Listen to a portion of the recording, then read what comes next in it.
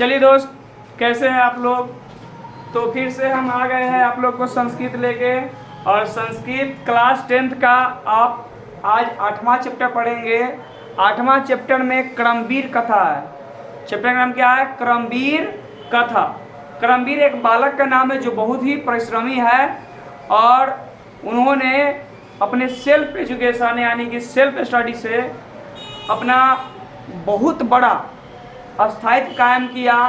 ठीक है, उसका बहुत बड़ा नाम हुआ आगे चल के। ठीक है, उसी के बारे में आज हम पढ़ेंगे। तो क्रमवीर कथा, चैप्टर का नाम क्या है? क्रमवीर कथा। पाठ्येऽस्मिन् समाजे दलिस्य ग्रामवासिनी पुरुष कथा वर्तते। मतलब इस पाठ में ना दलित बालक पर यह कथा आधारित है। और क्रमवीर अश्व निजतोहेन विद्यायन प्राप्य महत्व पद लभते। मतलब क्रमवीर जो है पढ़ लिख कर एक महत्व पद पर पहुंचा। ठीक है, महान पद पर पहुंचा। तो इसी के बारे में पढ़ेंगे। तो चलिए देखते हैं इनका अनुवाद।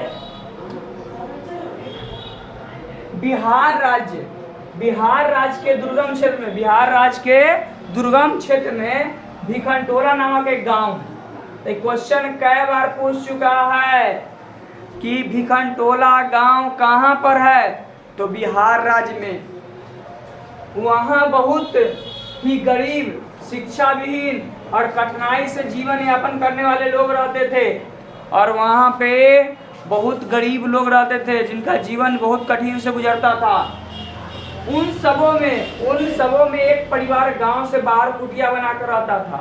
उन सबों में एक परिवार जो है गांव से बाहर कुटिया बनाकर रहता था।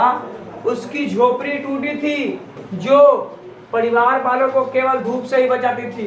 तो उसका झोपड़ी कैसा था? टूटा हुआ। तो एक बार क्वेश्चन पूछ चुका था कि राम प्रवेश राम का जो घर है वो किस चीज से बचाता था? तो धूप से बचाता था, लेकिन वर्षा से नहीं बचाता था। ठीक है, उस परिवार में गृह स्वामी, उसकी पत्नी, एक पुत्र और छोटी बेटी थी। मतलब कुल एक परिवार में 4 सदस्य था।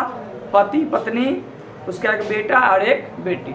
मतलब राम प्रवेश के पिता, माता, उसकी एक छोटी बहन और खुद। ठीक है, गांव से एक कोस दूर प्रशासन द्वारा एक प्राथमिक विद्यालय स्थापित है। तो गांव से एक कोस दूर, गांव से कितना दूर? तो 1 कोस दूर। तो कहेगा कि प्रशासन द्वारा प्राथमिक विद्यालय कितना दूर पर स्थापित किया गया था? तो 1 कोस दूर पर। फिर क्वेश्चन पूछेगा किसके द्वारा प्राथमिक विद्यालय स्थापित किया गया था? तो प्रशासन द्वारा। ये सब क्वेश्चन पूछ चुका है। ठीक है, इसलिए अभी आप लोग को अवगत करा देते हैं। ठीक है, तो गांव से 1 कोस दूर प्रशासन द्वारा एक प्राथमिक विद्यालय स्थापित है। वहाँ एक नई चेतना संपन्न सामाजिक समता प्रिय शिक्षक आए। तो कहेगा कि भिखनटोला को देखने के उद्देश्य से कौन आए थे? तो वहाँ पर एक सामाजिक समता प्रिय शिक्षक आए थे। भिखनटोला को देखने के उद्देश्य से वहाँ शिक्षक खेल में तल्लीन एक दलित बालक को देखकर उसके सहज आकर्षक स्वभाव से प्रभावित हो गए। जब भिखनटोला के देखने शिक्षक आए थे तो वहाँ पर एक बालक खेल में तल्लीन था, और उसके सरल स्वभाव से और शिक्षक आकर्षित हो जाते हैं और सोचते हैं कि इस बालक को अपने स्कूल में ले जाकर उसको हम पढ़ाएंगे। शिक्षक ने उस बालक को अपने विद्यालय में लाकर पढ़ाना शुरू कर दिया। बालक भी उनकी शिक्षण शैली से प्रभावित हो पढ़ाई जीवन की उत्तम गति है ऐसा मानकर अनवरत विद्यादान में लग गया। बच्चा ने भी सोचा कि पढ़ाई क्या है? जीवन की उत्तम गति है, और ऐसा मानकर वो भी पढ़ना चालू कर दिया।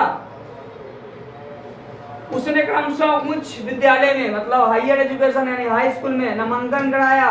वहाँ के शिक्षकों के अध्यापन एवं स्वाध्याय के कारण, मतलब वहाँ जो टीचर पढ़ाई से और प्लस में खुद के पढ़ाई से, मतलब सेल्फ स्टडी के कारण उसने प्रथम स्थान प्राप्त किया। मतलब फर्स्ट डिवीजन से पास किया।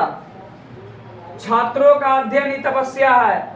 जैसे कि गुरु जो मान लीजिए जो बाबा से होता है वो लोग तपस्या करते हैं और भगवान के पाने का चेष्टा करते हैं, उसी तरह जो बालक होता है या हम लोग जो स्टूडेंट होता है उन लोग का तपस्या क्या है? तो उन लोग का तपस्या पढ़ाई है, अध्ययन है। क्या है? अध्ययन। यह बात बराबर अपने शिक्षक से उपदेशित होकर वह बालक पिता के अर्थभाव में भी छात्रवृत्ति पाकर और छोटे बच्चों को ट्यूशन पढ़ाने से प्राप्त धन से शहर जाकर कॉलेज में प्रवेश पाया। और उसको हमेशा यह उपदेश दिया जाता था किसके द्वारा? शिक्षक के द्वारा, कि छात्रों का अध्ययन ही क्या है? तपस्या है। छात्रों का अध्ययन ही क्या है? तपस्या है। फिर जब वह हाई स्कूल पास कर गया उसके बाद उसने कॉलेज में एडमिशन कराया। तो कॉलेज में एडमिशन कराने के लिए उसके पास पैसा नहीं था, तो उसको क्या मिला? छात्रवृत्ति मिला। छात्रवृत्ति, और खुद ना वो छोटा बच्चा को ट्यूशन पढ़ाता था। उसी पैसा से वो उसने कॉलेज में एडमिशन करवाया। वहाँ भी प्रधानाध्यापकों का प्रिय वह बालक सदैव पुस्तकालय में और अपनी कक्षा में ध्यानपूर्वक समय नष्ट किए बिना पढ़ाई में लगा रहा।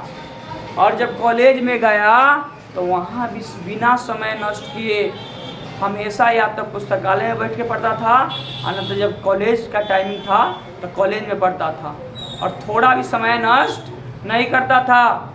और इनसे आप लोगों को सीखना चाहिए कि कितना मेहनती थे। या देखिए आगे चलकर क्या क्या इन्होंने ख्याति प्राप्त की। कॉलेज के पुस्तकालय में स्थित अनेक विषयों की पुस्तकों का हृदय गम कर चुका था। मतलब कॉलेज में जितना पुस्तक था उस सबको पढ़ चुका था। अब पढ़ने का मतलब उन्हें क्या हाल पढ़ना उल्टे पढ़ लिए हो गया, मतलब बढ़िया से पढ़ चुका था। हृदय गम का मतलब होता था हट से, हृदय से, बढ़िया से, ठीक है।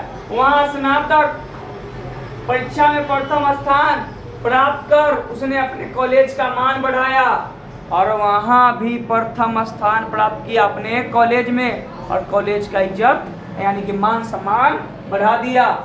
सर्वत्र शहर मतलब सब जगह पूरे शहर में, विश्वविद्यालय परिसर में राम प्रवेश राम मतलब उसी लड़का का नाम सुनाई पड़ता था पूरे का कॉलेज में, शहर में, सब जगह पर। उसके माता पिता विद्या से प्राप्त प्रतिष्ठा को जान नहीं सके। इसके माता पिता जाने कि पढ़े लिखे तो थे नहीं, तो जाने कि हाँ मेरा बेटा क्या हुआ है, पास हुआ। लेकिन इसका जो बढ़िया जो रिजल्ट है पूरे शहर में जो नाम था, ये सब टाइप के इनको मतलब उतना मायने मतलब नहीं था कि बस इतना जाने कि पास हुआ। आगे एक वर्ष के मध्य ही बालक ने केंद्रीय लोकसभा परीक्षा यानी कि यूपीएससी परीक्षा में भी स्वाध्याय और व्यापक विषय ज्ञान के कारण ऊंचा स्थान प्राप्त किया। मतलब एक वर्ष भी नहीं हुआ था और यूपीएससी में भी यह बालक बढ़िया रैंक से पास किया। साक्षात्कार में मतलब इंटरव्यू में समिति के सदस्य उसके व्यापक ज्ञान से तथा उस प्रकार के पारिवारिक परिवेश में रहकर भी उसके द्वारा किए गए परिश्रम और अभ्यास से बहुत प्रसन्न हुए। जो इंटरव्यूअर थे वो भी क्या हुए, बहुत प्रसन्न हुए। काहे कि दलित होते हुए भी, उस प्रकार की परिस्थिति में होते हुए भी, और इन्होंने बहुत अच्छा रैंक से पास किया। आगे आज राम प्रवेश राम की प्रतिष्ठा अपने राज्य में और केंद्र सरकार में बहुत ही है। मतलब उसका आज प्रतिष्ठा मान सम्मान केंद्र सरकार में भी है और राज्य में भी है। उसकी प्रशासनिक क्षमता और संकट काल में निर्णय लेने की क्षमता, मतलब बड़ा से बड़ा संकट होता है तो उससे निपटने का, तुरंत सोचने का जिसके पास शक्ति है, ऐसा किसी के पास नहीं था। तो संकट काल में निर्णय लेने की क्षमता सबों के लिए आकर्षक है। यह क्रमवीर बाधाओं को पार करता हुआ, यह क्रमवीर मतलब कौन, राम प्रवेश राम, यह क्रमवीर बाधाओं को पार करता हुआ प्रशासनिक क्षेत्र में लोकप्रिय हो गया। और वहां भी प्रशासनिक क्षेत्र में भी क्या हो गया, फेमस हो गया। सबसे ही कहा गया है परिश्रमी पुरुष श्रेष्ठ को ही लक्ष्मी वरण करती है। तो परिश्रमी पुरुष श्रेष्ठ को ही क्या करती है, लक्ष्मी वरण करती है। तो चलिए कैसा लगा यह पाठ, कमेंट जरूर करिएगा, वीडियो को लाइक करिएगा, शेयर करिएगा, और इसका ऑब्जेक्टिव आपको लाइव क्लास में कराया जाएगा। और जाइएगा, अगर आप बुक उलट के देखिएगा ना तो सारा अभी जितना पढ़ाया है सारा ऑब्जेक्टिव आपसे बन जाएगा, सारा सब्जेक्टिव बन जाएगा।